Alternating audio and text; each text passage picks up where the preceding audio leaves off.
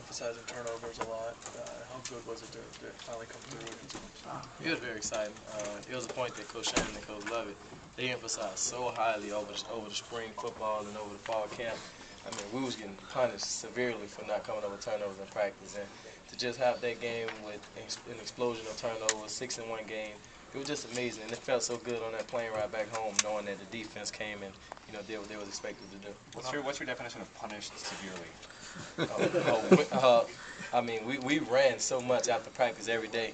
Every day we was in competition with the offense. If we didn't come up with three or more turnovers that day, we ran and literally for hours. And if the offense turned the ball over, they had to do the same. So it was a constant back and forth battle of the turnover possessions, and I think all of that paid off come Saturday. And so many guys are contributing. A lot of different guys are getting turnovers or forcing turnovers. That's the special part of this defense. It's not just one or two guys that you can depend on. You never know who's going to be that guy to step up. You never know who's going to script the ball loose and who's going to intercept a pass. And that's what I think makes it so special. It's so complete and we're so well-rounded where you have defensive tackles even getting interceptions and cornerbacks getting scripts and recovering fumbles. It's so diverse and it's just such a well-knit group. How important is that going to be in this game against Florida State, such a big rival? It's very important, and as a defense, we strongly believe in the model that if you come up with 3 turnovers, you're in the game. You come up with 4, you'll win them, and that's the mentality we take in every game. And we feel that if we can constantly get turnovers and get the ball back into our offensive hands, they can really score points. You feel left out at all, Brandon? I know all the other guys have been getting them. They tease me so much about it, but no, I'm not a selfish guy.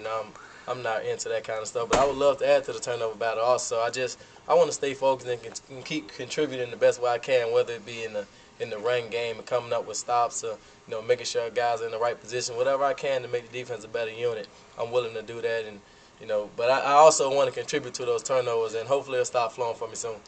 What have you seen from the Florida State offense that you guys will have to prepare for? They're a great group, and they move the ball so well.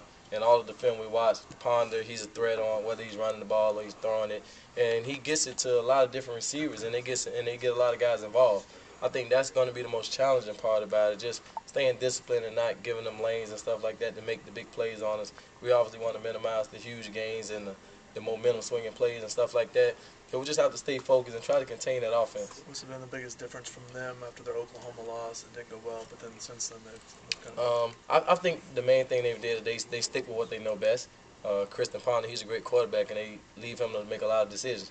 And even in the Oklahoma game, their offense moved the ball very effectively. They just wasn't able to punch it in sometimes in the red zone, but they did move the ball well, and they was able to score a touchdown in the opening drive and respond to Oklahoma touchdown. So, we're not slipping on this Florida State offense, at all.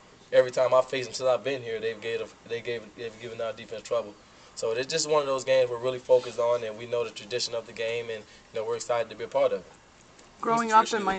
Go ahead. What's the tradition of the game mean to you? Oh, it means a lot to me. Just being a Miami fan and growing up in Miami, knowing everybody knows Miami plays Florida State. This is basically what everybody remembers about the season, whether it's the first game or the last game. Everybody's going to ask you, did you beat Florida State? And that's pretty much all that really matters. And when we talk about last season and being from Miami in the neighborhoods, when you walk around the community, a lot of people just refer to the Florida State game. It wasn't our only win, but it was the first game, and everybody's so familiar with the two teams. That game just means a lot for the community. What's your fondest memory, I guess, before you got here of a FSU Miami game? Watching Sean Taylor intercept the pass up at Florida State in the rain and running it back for a touchdown. That's the image that a lot of kids, we watched that game, and we wanted to one day be in that position to be able to make those plays and that people remember. And these are one of those games that everybody's going to be watching, and the guys who step up in this game we remember for a long time.